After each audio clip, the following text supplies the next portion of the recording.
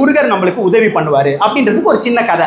அந்த கதை என்ன அப்படின்னு பார்த்தீங்கன்னா, ஒரு பையன், அந்த பையன் வந்து ஏழை குடும்பத்தை சேர்ந்தவன். அவன் ட்ரெயினில் வந்து ஒரு ஊருக்காக போகணும். கிளம்பும்போது அவன் அந்த ட்ரெயினுக்கான காசு தான் இருக்கு அவங்ககிட்ட.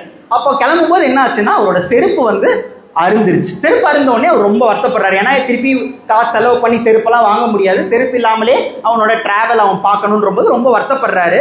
அப்படியே வந்து செருப்பை பார்த்துட்டே இருக்காரு, ஃபீல் பண்றாரு. இந்த பக்கம் திரும்புறாரு. அந்த ரயில்வே ஸ்டேஷன்லயே ஒரு போர்டு இருக்கு. அந்த போர்டுல முருகரோட படம் போட்டு யாம் இருக்க பயமே அப்படின்னு இருக்கு. அதை அவர் பார்க்கறாரு. பார்த்தோன்னே அவரோட முகத்துல ஒரு சந்தோஷம். அவர் அதனால என்ன திருப்தி அடைஞ்சார் அதெல்லாம் தெரியல. ஆனால் ஒரு சந்தோஷம். நான் ஒரு பிரச்சனையில இருக்கும்போது இப்படி நான் திரும்பி பார்த்தேன், அந்த இடத்துல யாம் இருக்க பயமேன்னு இருக்கு. என்ன பண்ண போறாருன்னு தெரியாது முருகர். ஆனா முருகர் வந்து அவர் அந்த மாதிரி சொல்லியிருக்காரு. ஒரு சின்ன ஸ்மைல் வருது. அதுக்கப்புறம் அவர் மறந்துட்டார் அதை பத்தி. அவர் ட்ரெயினுக்காக வெயிட் பண்ணிட்டு இருக்காரு. அதுக்கு முன்னாடி ட்ரெயின் கிளம்ப போகுது. அது கிளம்பும் போது என்ன ஆச்சுன்னா, அந்த ரயில்வே ஸ்டேஷன்லயே பிளாட்ஃபார்ம்ல ஒரு அப்பா வந்து தன்னோட குழந்தைய பிடிச்சி கூட்டிட்டு போறாரு. கூட்டிட்டு போகும்போது அந்த பையன் வந்து ஓடுறான். ஏன்னா ட்ரெயின் மூவ் ஆயிடுச்சு. அப்போ ஓடும்போது என்ன ஆகுதுன்னா, ஒரு செருப்பு ஷூ போட்டிருக்காரு. அந்த பையன் வந்து ஷூ போட்டிருக்காரு. அப்போ இழுத்துட்டு போகும்போது அந்த பையனோட ஒரு ஷூ வந்துருச்சு, கீழே வந்துருச்சு. கீழே வந்தோடனே அவங்க அப்பாட்ட சொல்றான், ஷூப்பா அப்படிங்கிறான். அந்த அப்பா சொல்றாரு, இல்லப்பா ட்ரெயினை பிடிக்கணும், பரவாயில்ல, ஏன்னா கூட்டமா இருக்கு, எங்க நடுவில் ஷூ தேடினா பட முடியாது, ட்ரெயின் மூவ் ஆயிடுச்சு, பரவாயில்ல, நான் உனக்கு இன்னொரு ஷூ வாங்கி தரேன் அப்படின்னு சொல்லிட்டு அந்த பையனை இழுத்துட்டு போய் ரயில்வே ஸ்டேஷன் ட்ரெயின்ல ஏற்றிட்டாரு.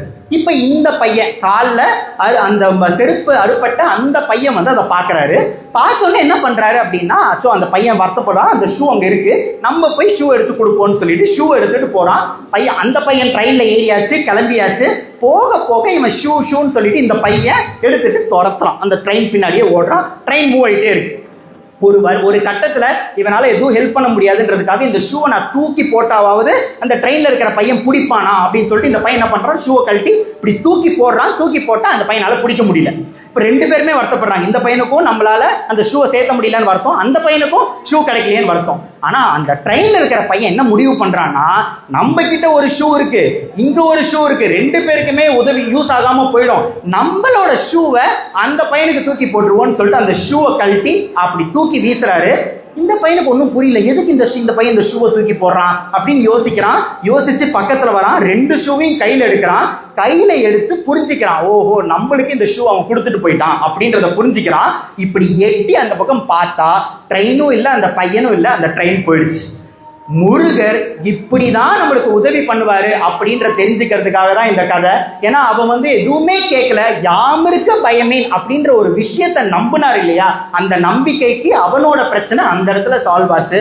இது லாஜிக்கே இல்லாத மேஜிக் செய்யற வேலை தான் முருகரோட வேலை. முருகரும் அவரோட வேலும் இன்னும் எப்படியெல்லாம் மேஜிக் பண்ண போகுது, நம்மளுக்கு எப்படியெல்லாம் அருள போகுது, இதை நம்ம எப்படி உள்வாங்கிக்கணும் அப்படின்ற ஒரு விஷயத்த கொஞ்ச நேரம் கழிச்சு மறுபடியும் எனக்கு வாய்ப்பு கிடைக்கும் போது நான் சொல்றேன்.